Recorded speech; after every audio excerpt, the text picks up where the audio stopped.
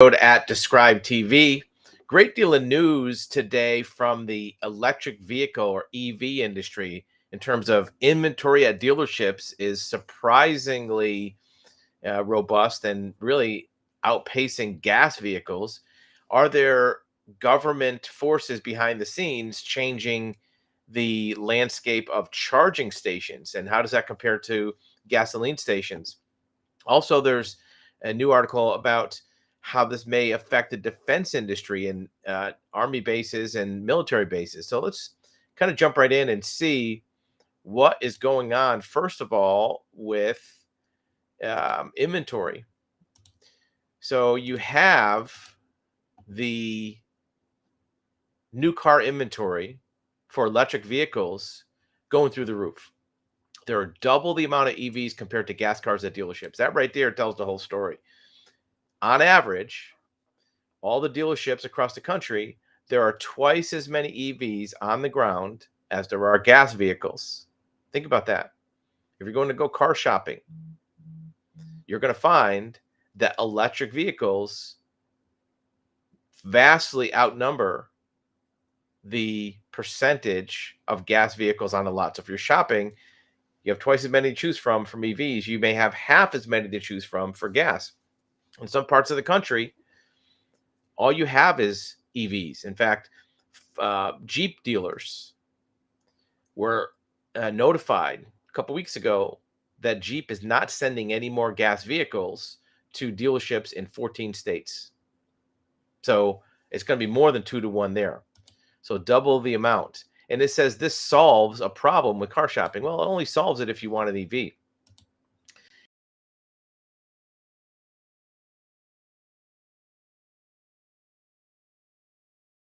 It means that ship has 3 months of vehicles on their lot for electric vehicles. So if they didn't get any more electric vehicles today, they would have 3 months to sell. That's up from 36 days a year earlier, almost triple. From a year ago, it was 1 month. Now it's 3 months.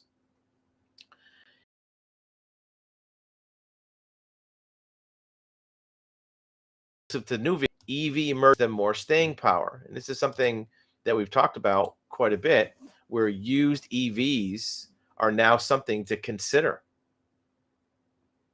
not just a used gas vehicle. Or if you're looking for an EV, you don't have to buy a new one. EVs make up 7% of new car sales. And that's a big jump. Just a year or so ago, it was barely 1 or 2%. Affordability is the main purchasing barrier. Hopefully, the fact that there's twice as many means that the prices may start to come down. Remains to be seen if that's the case. What about interest? Consumer interest is going up, but it's still below what they want. America's willingness to buy EVs grew 15%, a margin higher than consumers. What's happening is the fact that electric vehicles are now more sort of mainstream. People are considering to buy them. There's EV friendly policies, and that's one of the things that is driving it. Let's take a look at one of the policies. New study or a new policy from the White House says that they want to have reliable made in America national network of chargers. How many do they want to do?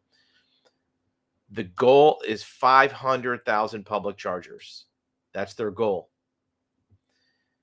Sounds like a lot. Is it really a lot? Let's take a look at the math.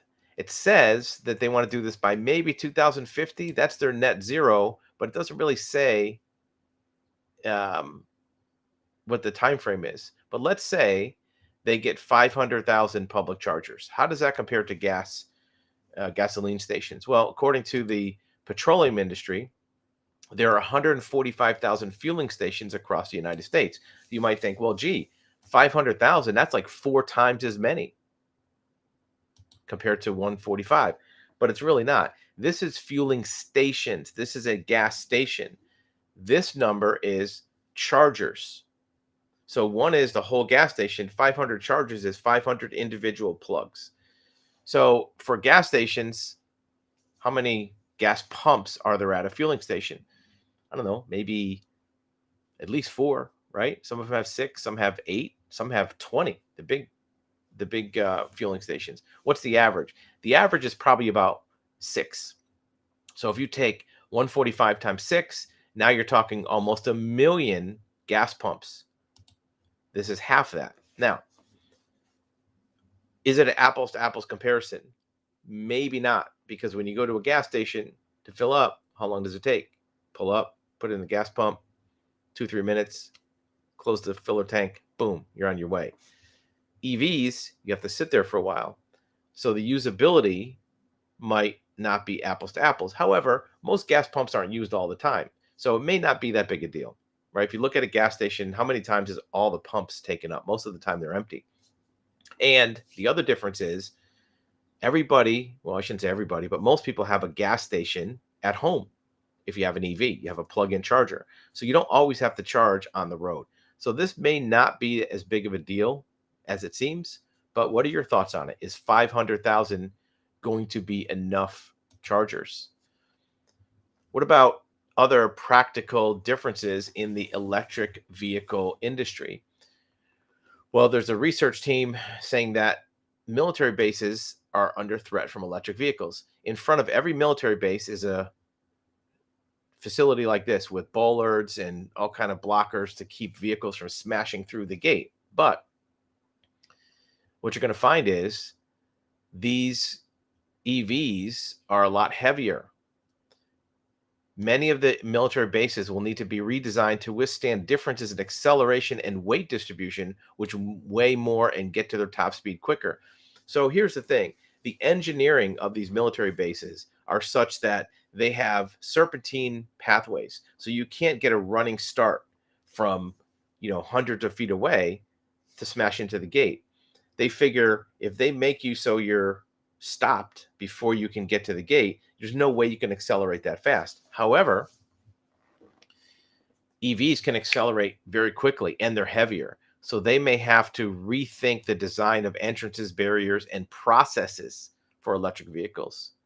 It changes response time. It's how fast you need to structure and people be ready. Last one is Ford's cutting jobs. Well, why is it if they're building this many vehicles, double the amount, they have to cut jobs? Well, the reason is it takes fewer employees to construct, build, market EVs. So they're cutting jobs. They may have to build back some jobs on the EV side, but the side of the factory for Ford that does gas vehicles is being reduced. So what are your thoughts on all this? Electric vehicles are coming, whether you have one, you want one, you like it or not.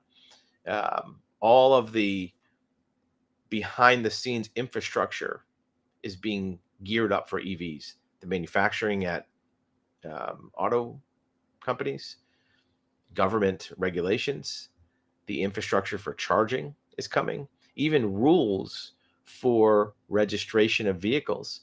There's already at least a handful of states, it's closer to 10 really, that are going to ban registering a gasoline vehicle in about 5 or 6 years.